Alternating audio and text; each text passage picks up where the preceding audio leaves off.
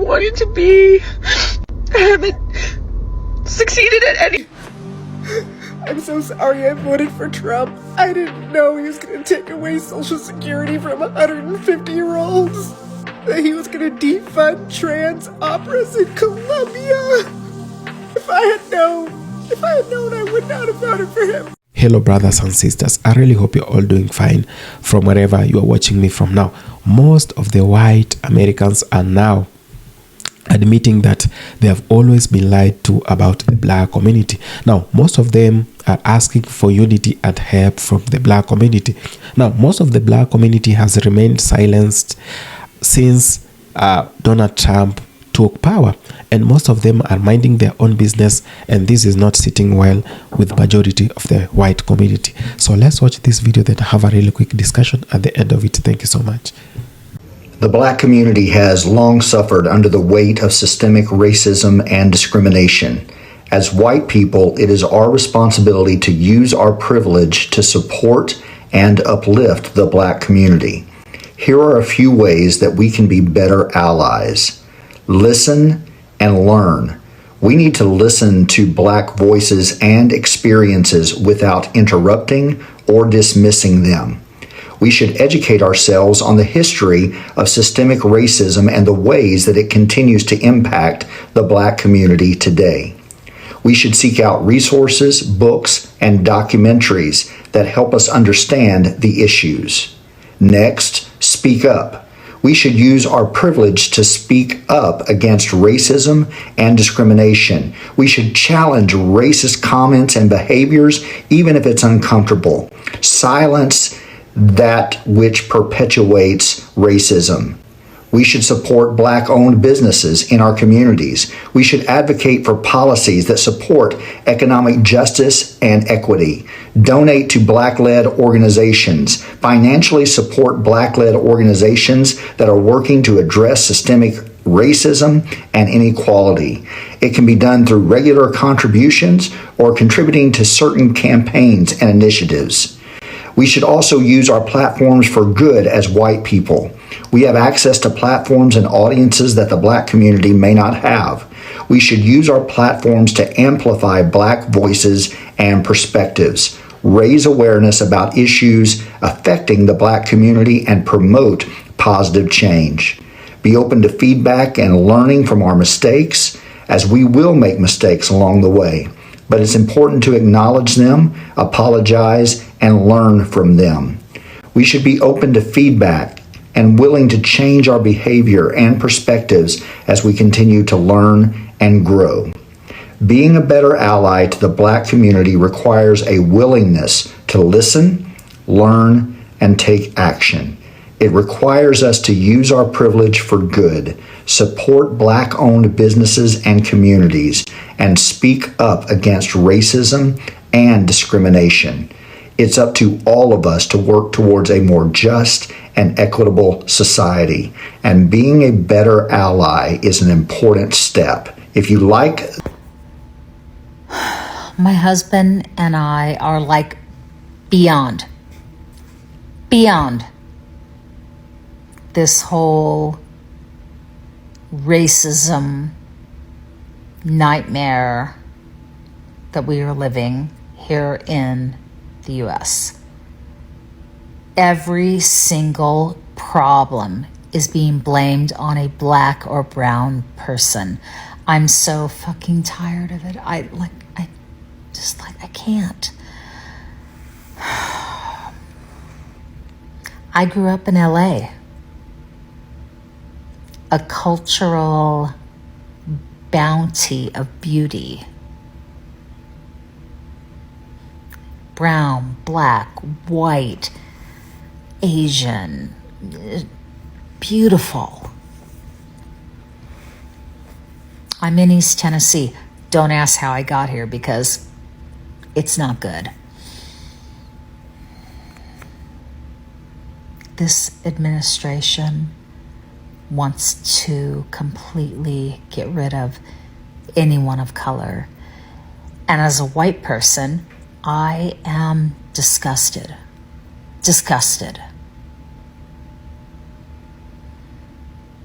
Sickened.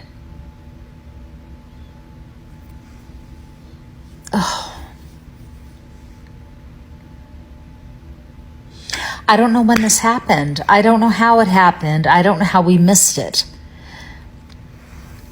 How did so many people believe that Trump was going to be their savior? From what? And from what? I guess that's the bigger question. From what? Savior from what? What was so bad? What is wrong with these people? And here now we have so many kind of creeping out from under, the mushroom growing oak that say, oops, I made a mistake. And I'm torn. The compassionate me wants to say, welcome. Thank you. Thank you for coming. Thank you for finally knowing. And there's a fiery part of me that wants to say, fuck you. You got us here. You with your vote.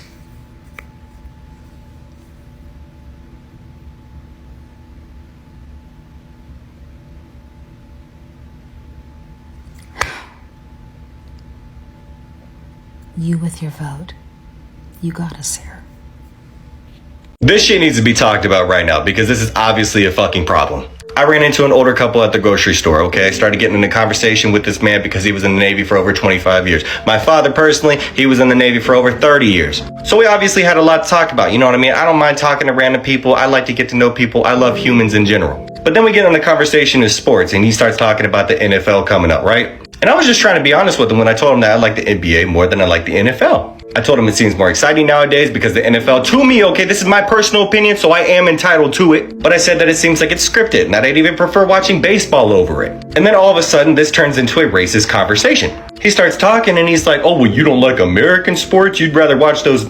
You know what I mean? Just said the full N-word, full ER and everything. So immediately I was like, sir, I'm going to need you to stop talking, okay? I'd rather just not have this conversation. I'm not racist, and if you prefer to be that way, then you can just get the fuck out of my way. I don't give a fuck who you are. If you say some shit like that in front of me, I'm going to say something. That is the most disrespectful fucking shit I've ever fucking heard in my life. Bro, do you not realize, people, there are black people in the NFL too? Like, what the fuck is an American sport? I've never heard that shit in my fucking life. This is one of the main reasons of why I don't prefer to live in the South. I have been all over the country, okay? I had the privilege, like I stated, I am a military brat, so I did have the privilege of traveling all over the country. Shit, I was even born in Spain, which ironically, I was reported to immigration services for. Which if anybody wants to try that shit again, I say go for it because you can be included in the lawsuit going on right now too. But anyways, I have been all over the country, okay? And I can tell you right now, being in the South, there is so much motherfucking division down here. I'm honestly surprised that in 2025, racism like this still exists. That shit's ignorant as fuck. And nobody, when they hear shit like that, should remain silent. You need to stand your ground. You need to voice your opinion. Who the fuck cares that they're fucking old? Anyways, I just had to vent real quick because that shit really pissed me the fuck off. I don't care who the fuck you are. If you say some shit like that, you need to be corrected. I will never understand that shit. Growing up, part of my family was actually racist, but see, I taught myself how to have fucking morals, how to have respect, how to look past somebody's fucking skin color. Do you motherfuckers not realize that under this physical embodiment of a parasite of which we all call skin, we look the fucking same way anyway? A sense of safety in my country. An understanding of the full history of America. A neighborhood where everyone feels comfortable and safe. A understanding that my grandchildren and my son-in-law or daughter-in-law will be safe in their home country. The idea that America works for all. These are all statements that have been recited to me and as a part of the Rare Woman Collective work. Rare Woman Collective, that is the racial equity program suite that we have for white women to teach them how to advance racial equity in every space they hold. One of the salient questions we ask of white women is, what has racism stolen from you? It's a powerful question, and it's an important question for you all, for white women, white people, to spend time excavating and interrogating, because one, you're often not asked that. I am certain that you are often not asked, what is racism stolen from you? But it begs the question that you probably haven't ever had to unpack. and the understanding that racism is a foe. It is a belief system. It is a societal construct. It is a belief. It is the protections of that belief that have always, if we're honest, always impacted and had consequences for all people who are around it, near it, experience it, or even adjacent to it, to include white people. Now, the acuity, how it affects black and brown people, is very different, clearly, but it's not as though we're not all unscathed. Racism is like the devil. It comes to seek and kill and destroy. It doesn't pay attention to who's in the way of it. It just knocks down and tears down and destroys and eviscerates. And we see that now, even as policy making is emanating from our nation's capital, from the very institutions that are built to protect us are killing us because of hate, because of fear, because of an understanding or belief system that black and brown are just inherently inferior human beings. And that presumption must be preserved at all costs. And when I say all costs, we are finally learning what all cost means to all people. So I want you to answer that question. What has racism stolen from you? Man, I tell you what, nothing makes racist white people more pissed off than me, a white person, trying to educate about racism and trying to educate about what white privilege is and all these things. And it's so funny because these same people will argue with me till they are blue in the face about how they're not racist and we don't live in a racist institution and black and brown people have it so easy and racism doesn't exist anymore. But then they will turn around and say the most racist, ignorant, vile shit you've ever heard in your life. The disconnect is amazing. And this is why I make content like this, because it's so important. Because we do live in a racist institution, and we are all raised in racism as white people. This is simply a fact. And the crazy part about it is every one of us knows this. Even the ones who will sit there and fight with me to the death about it and act like it doesn't exist. Y'all know white people are racist. Y'all know about the casual racism, the casual microaggressions that we are raised in, no matter where we live in this United States of America. And this is why I will never stop. I will never stop trying to educate as a white person about racism and how we need to learn. We need to evolve. We need to do better. It's almost as if they feel like admitting to a racist institution or admitting to racism makes them this evil, terrible person. And so they would rather double down than to grow and be a good person. And that's so bad, because all that says to me is that you have a small mind and a cowardly soul. And I wish better for you than that, truly, because everything in your life will get better when you stop being so ignorant. Do white people pretend not to know and understand, or do they really genuinely believe that they are not complicit and or benefiting from past and present practices of racism? They really can't see it? Growing up as a white person in a hyper-individualistic society that was constructed as a racial caste system, you really have no concept of this idea that you are complicit or benefit from systemic racism. And it's not just socially and politically fortified, it's also deeply ingrained in our education system and in our religious practices and theology. See, I grew up in the 80s and 90s essentially being taught that Martin Luther King Jr. ended racism. And you cannot underestimate the significance of growing up in church and learning that your personal Lord and Savior, Jesus Christ, forgave you for your individual sins so that you could go to heaven when you die. So not only is racism dead, but you're only responsible for your individual sins, which are basically disobeying your parents, fighting with your siblings, or swearing on occasion. Nowhere in the framework of growing up white in the United States do we have a conversation about complicity or benefiting from the racial caste system. So when we get older and we start to hear it, that immediate defensiveness kicks in because we feel accused as though we are personally responsible for all of the racism that's happened in the United States. Now, to be clear, this is not to provide excuses for anybody, but I'm confident that the vast majority of white folks that grow up in this country have no concept of the systems that are alive here. And that, among many other reasons, is why it's so important that we deconstruct whiteness and Christianity. So I had a lot of white people in my comments asking, what happens if I cry after being called out for a racist remark or microaggression?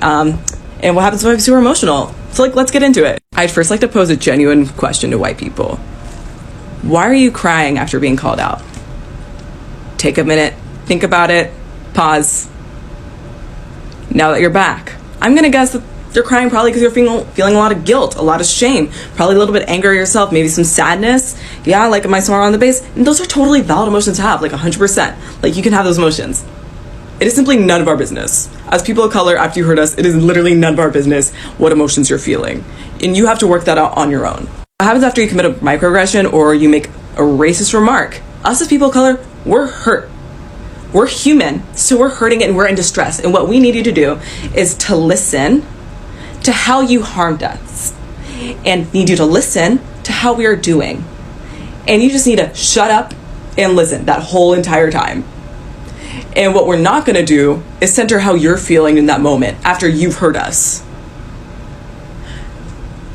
And what happens when you start crying is that you are letting us know that you're feeling guilty, sad, angry, any of those emotions, and suddenly you are centering yourself, and this conversation can go no further. So what happens when you're crying is you're not listening to us. You are feeling your emotions in that moment and you're working them through. And you can do that on your own time, but not while we're actively hurting. We are in distress, and when you are crying, you're not listening to our needs. You're not tending to our needs. You are tending to your own. And you are doing that in front of a person of color, and you are taking up space. And now they have to take time off. We have to take up time off from our hurt to listen to your tears and your crying and your sobbing and your whimpering. And it is pathetic. And it is so harmful because you're letting us know that you feel like your emotions are more important in that moment. I don't care what your thoughts are. I don't care if you're like, no, I care about emotions. No, because once you start crying, you are centering your emotions. You don't care about us. I know a lot of y'all are like, but I get super emotional. I cry over little things. Like, how can I control this? Suck it up. Suck it the fuck up. Trust me, you can. I've had to do it. After microaggression and racist remark, I've had to suck it up while I watch white people cry because they feel bad that they've hurt me, but I didn't even get the chance to cry about how hurt I was. It's not okay for you to start crying, because why is your hurt more important than mine? Why do you get to process your hurt after you hurt me? It's not okay. Comments like these make me genuinely concerned because y'all are aware that your white tears are damn. I made a video about my father, and I stated, look at a hardworking American man. I never mentioned race. I never mentioned politics. I didn't mention anything other than just what a hardworking American man he was. And yet here we have comments like this from a professional victim. Nobody mentioned race. Please explain to me how my father, who has worked his butt off his entire life for everything he's ever needed and wanted, literally works his butt off. Please tell me how we've benefited from slavery. I'll wait. I mean, I'll be here a while because you're never going to give a correct answer. Because we didn't. We have worked our butts off for everything we have, just as you can. I actually feel sorry for you. Like at first that really irritated me, and I'm not irritated anymore. I feel bad for you. Honestly, I do, because you are so stuck in that mindset that is holding you back from everything. There's two people that have made things hard for you in your life. The first one is you, because you live with that mindset. You are the only person holding yourself back from achieving anything that you want to. The second person holding you back is whoever taught you that you are being held back, or that you're a victim, or that you're not given the same opportunities to go out and work at what you want. Those are the only two people that have ever gotten in your way. Yourself and whoever put that mindset in you that you couldn't achieve everything that you wanted to. Have a good day, sir. I remember when I had that kind of awakening. I'm not in my 40s. I am a little bit over my mid 30s, but I had that realization and that awakening, I'd say closer to my late 20s, early 30s. You wake up out the matrix, and I call this a spiritual awakening because like you wake up one day and you're like, what am I doing? I'm chasing after this superficial, not real narrative of all these markers of success. All of these markers that's been shoved down our throat. And she's in her 40s, so we're on the same time frame of where this narrative was literally like beaten into us of go to college, get in a relationship, get a house, create a family, work, then retire, and then like you did good. You're a good, solid American. The problem with that is that our society no longer has a container for that. So we're chasing after this checklist. We're chasing after these markers to identify ourselves as successful people when they're no longer attainable. So you have people, millennials mainly, in my generation who are losing their crap and have to redefine what happiness and success means to them. And that's all she needs to do. She's woken up, she's going to feel anger, she's going to feel sadness, she's going to feel all of these icky emotions, but she's going to have to rebuild her story. So if this is you, you are not a failure. Society has failed us. And now it's our job to take back our narrative and create a life that is meaningful to us, that is not measured by external markers, but by internal validation. That's it. You're doing great. I can follow for more. So I'm out on patrol and I'm thinking a lot about privilege, and I want to talk to white people about that word and why I don't think it's scary, an insult, or some commentary on who I am as a person. See, white people, we see it through a white lens. We use it to describe one kind of person. Someone born into a life of wealth, ease. They don't have to worry about the basics, went to good schools, have nice houses. So when someone says to us, you're privileged, or use your privilege, it can feel like a judgment, an accusation even, that like you don't work hard, you don't struggle, your life's been easy. But for a person of color, there's not just one factor that makes a person privileged. Privilege is being able to walk around and just exist without needing to be hyper aware and constantly checking to see if you're safe. Being somewhere and not needing to ask, do they see me as a threat? Am I about to be hurt because of that? Women, I know you understand that feeling. Now imagine the threat is coming from everywhere. Privilege is not feeling an undertone of fear every single day. Privilege is being able to tune out the world as it burns down around you because it doesn't actually affect your daily life. Personally, I could tune out, binge terrible TV, do white girl yoga, and mimosa brunch till I die. I have the privilege to do that. These policies don't affect me. So why am I out here? Why am I asking others who look like me to show up and use their privilege and help right now? Because there are people who do not have that privilege. They're cornered and they're scared and they are begging us to help them. They're begging us. Because I do have power as a white woman in America. Even if I didn't do anything to earn that power, I have it and I get to decide how to use it. When someone says to me, use your privilege, I hear that as Katie, use your power. And I choose to use that power, that privilege, to help people. If we just stay at home and do nothing, we are complicit in what's happening and whatever comes next. If we stay silent, if we tune out and pretend it all away, then we have used our privilege to terrorize, kidnap, and ultimately kill people, to take away the basic freedoms that make this America. I mean, even if she's broken, she's ours. I'm using my privilege right now because these policies don't target me. Not yet. Because right now, white women, we have power. We have a voice. It has not been taken from us. It is being taken from them. It is a privilege to be in a position to help people. If speaking up could save someone's life, would you do it? While I'm able, I'm going to use my privilege to help those with less power and less privilege than me. I'm asking you to think about how you will use yours. Hello, brothers and sisters. I really hope you're all doing fine from wherever you are watching me from now. We've been seeing a lot of complaints here and there, political, economical, and social complaints. Now, most of the people feel betrayed by the black community. Now, they're feeling betrayed betrayed with the black community simply because most of them are now minding their own business. Now, what is the biggest factor that or what's the biggest mistake the black community has done by keeping silent, And sometimes for you to learn your foe's mind or your enemy's mind, you need to keep quiet. Yes. Now, wisdom comes more when you talk less and you act more. Now, the black community has learned that over time. They have been here for 400 years. Now, the oppression that has happened, the police brutality that has happened, no one has helped them air all these issues out. Most of the people feel betrayed because they have enjoyed white privilege for the longest time.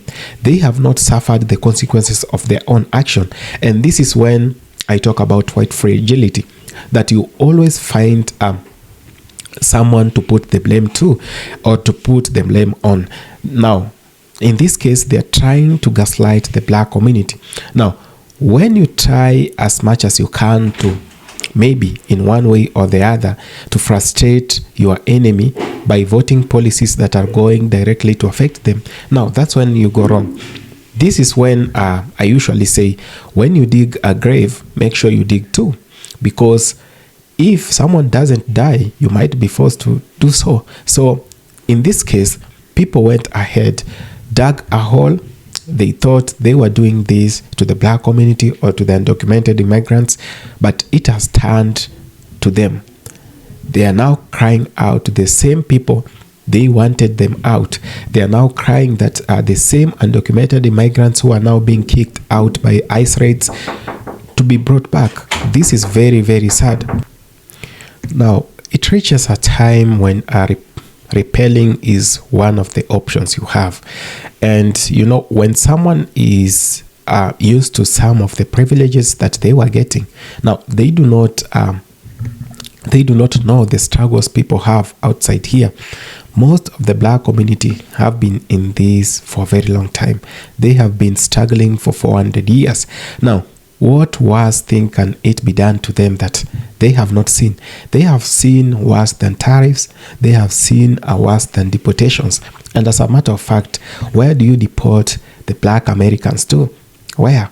They have been here for 400 years and they just do not qualify, but they are one of the people who are earliest inhabitants in the US. Most of the people who are talking about deporting the black community have only been here for 50 years. Others here for 20, 30, 100 years. Now, it is very sad to see people going to vote or to elect a leader to punish the others. Tariffs are now hitting everyone so hard. Those who used to sell soybeans from North Carolina, from Nebraska, from Texas, they can't do the same at the moment because the biggest importer of soybeans was China, and China is going for soybeans in Brazil right now. So it is the biggest mistake people did. Voting with emotions, doing things emotionally has always affected the human race. Now, most of them are now acknowledging that the black community were right all this time. They were warned by the black community. They never took it serious. What else can the black community do right now?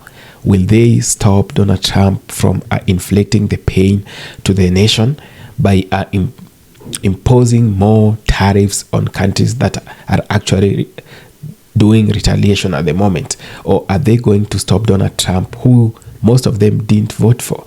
Now, it reaches a time when we need to be told the truth, and when we need to tell our brothers and sisters the truth, that when you always do wrong to others or do bad things to others, in a way they always come back to you. They will haunt you. That's whatever is happening to most of the white America right now. Most of them voted to punish the black community. Now, the black community has since been silent, and they have always been doing their things.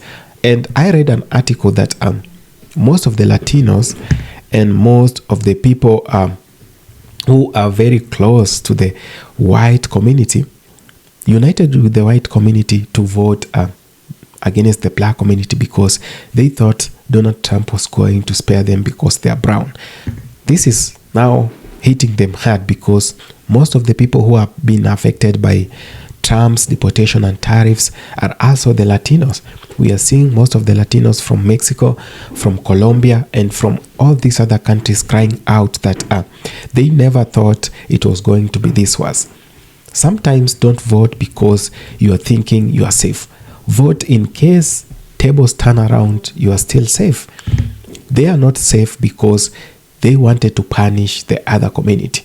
They wanted to punish the people who don't agree with them, both politically, economically, and socially. That you vote for a person because you have ideological differences for a very long time. Now, see whatever is happening. Most of them are broke. They are going bankrupt and they are filing for bankruptcy. Most of the farmers cannot afford the things they used to afford because they have no workers, or workers are rather not showing up for work in these farms. The reason? They fear ICE raids, and some of the workers have already been deported by the ICE team. They have already been kicked out of the US. Now, these farms always dependent on the undocumented immigrants, and when you cut short or when you deport the undocumented immigrants, it only means that you are cutting the labor supply short, and when the labor supply is cut short, it is going to affect the farms. The stores are going to be closed, and coming to get or affording grocery at the moment, it feels like luxury in the US. And most of the people who are crying about the same situation are the same people who went to the ballot to vote for the same policies, to vote for the same orange man, to vote for the same government. Now, it is barely 1 year and they're always crying. They're out here ranting. They're out here seeking sympathy and empathy. Now, what else can the black community do to them? They ignored them all this time.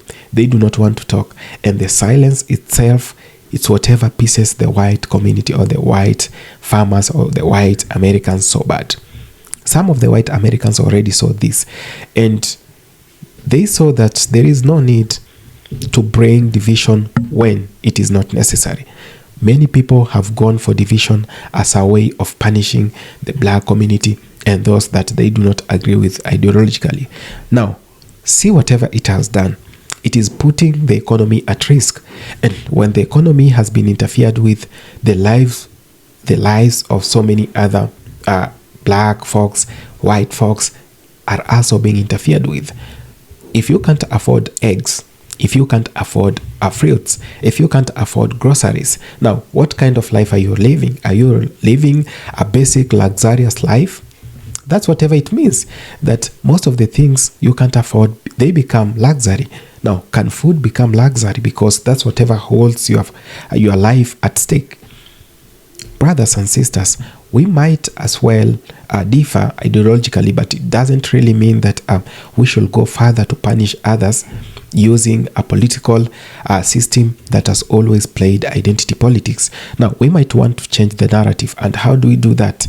The only thing that has always threatened the system is you and your brothers and sisters coming together to realize that you've been brainwashed all this while. You've been told lies about each other. Now, you've been told that the black community is very aggressive and they are not to be trusted, and you've been taught all this history about you being supreme, and you holding all the privileges. Now, on the other hand, the same was told to the black community. Now, the black community might not be willing to unite with the white community just because the white community has seen them suffer for all this time. The system that is being controlled and run by the white system has seen the black community suffer. It has seen the black community are not doing well. Police brutality, injustices, all, you can mention them all. Now, if this is happening and you've been told lies about each other, you've been taught a history that is not yours, is it the time for the human race to come together and unite to beat the system? We are asking ourselves, who is the system?